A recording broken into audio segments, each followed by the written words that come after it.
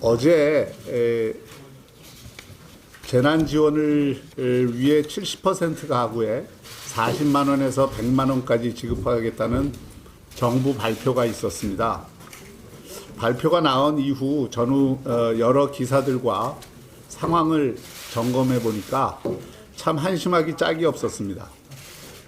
전후 사정을 살펴본 결과 명확해진 것은 어제 정책이 명백히 총선을 겨냥한 매표 욕망에 의해 결정되었다는 것입니다. 오늘 아침 동아일보 기사에 따르면 기재부가 정권의 핵심 인사들과 이 정책에 대해서 싸우다시피 저항했다라는 보도가 나왔습니다.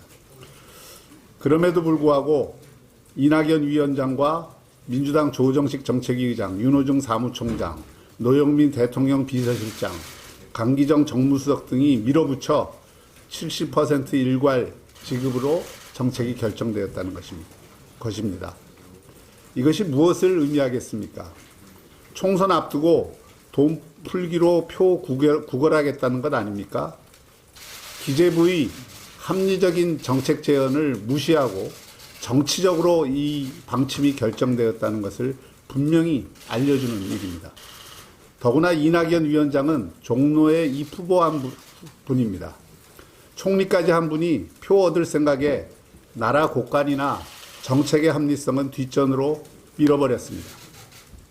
오죽하면 홍남기 부총리가 반대 의견을 기록으로라도 남기겠다 했겠습니까?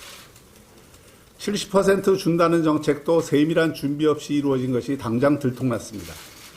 70% 경계를 어떻게 설정할지 대책도 없이 발표해서 사이트가 마비될 만큼 혼란이 일어났습니다.